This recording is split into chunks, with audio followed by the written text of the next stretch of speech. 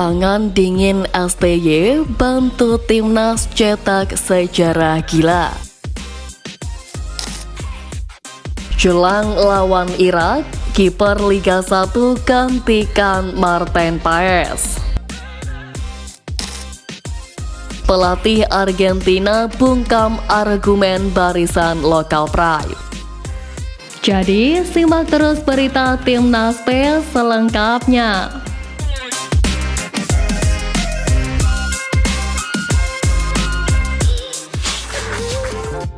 Tangan dingin STY bantu timnas cetak sejarah gila. Timnas Indonesia selangkah lagi lolos ke babak ketiga kualifikasi Piala Dunia 2026 zona Asia.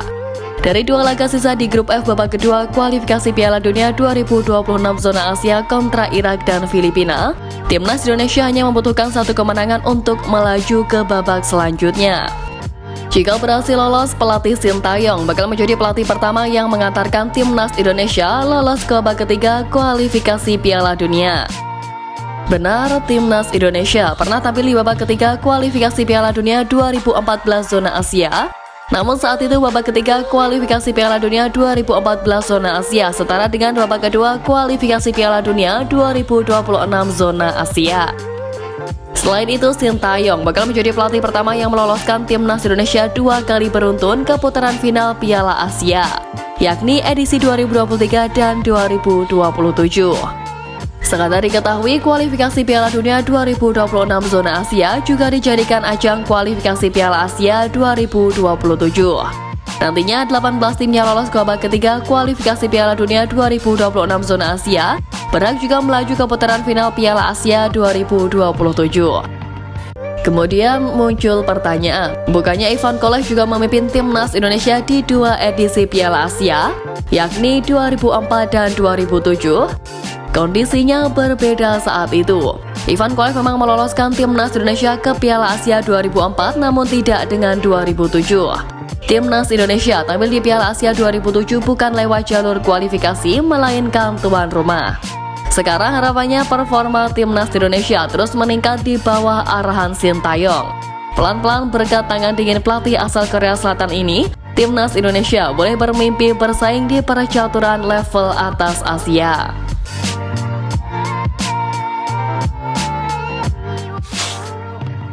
Jelang lawan Irak, kiper Liga 1 gantikan Martin Paes.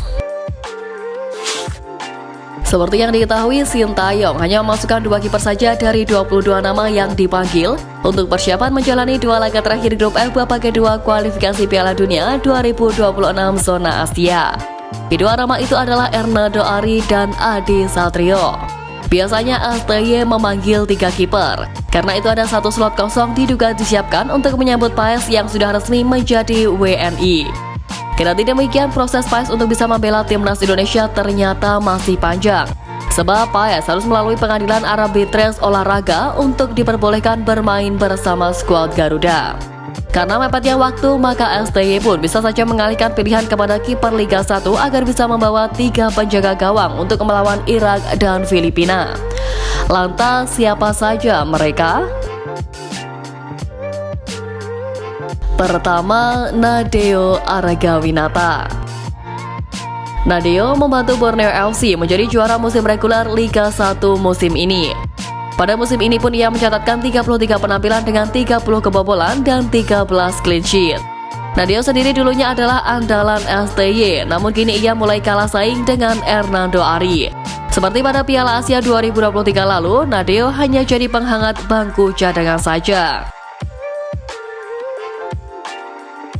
Kedua, Syahrul Trisna. Kiper Persikabo 1973 ini mencatatkan 11 penampilan dengan 24 kebobolan dan 1 clean sheet di Liga 1 musim ini. Sayangnya, Syahrul tak bisa membantu banyak untuk klubnya yang dipastikan degradasi ke Liga 2 pada musim depan. Meski begitu, Syahrul sempat menjadi andalan STY. Terbukti ia debut di Timnas Indonesia era Sintayong dan sudah mencatatkan 7 pertandingan.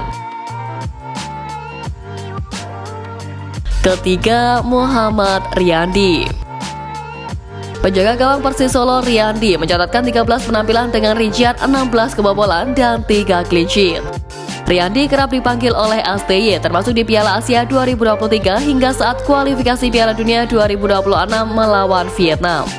Hanya saja Riyandi lebih banyak berada di bangku cadangan, di mana sejauh ini ia baru memiliki 5 caps bersama timnas Indonesia.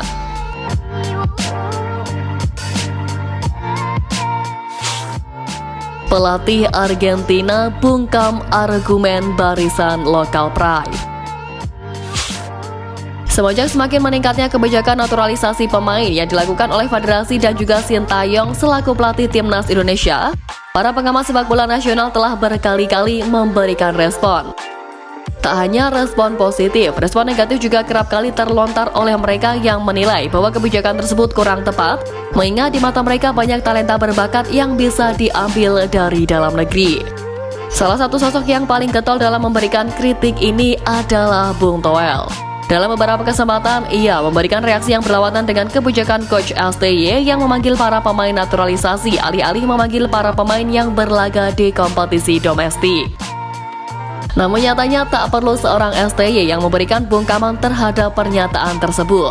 Pasalnya secara tak langsung pelatih timnas Argentina Lionel Scaloni menjawab cibiran yang pernah dilemparkan oleh Bung Toel tersebut.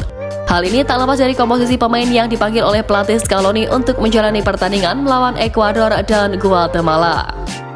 Pasalnya, melansir laman AFA.com dan unggahan akun Instagram resmi Federasi Sepak Bola Argentina @AFA_Selection, pelatih yang membawa Argentina menjadi juara Piala Dunia edisi 2022 tersebut hanya memanggil satu nama saja yang berasal dari kompetisi domestik.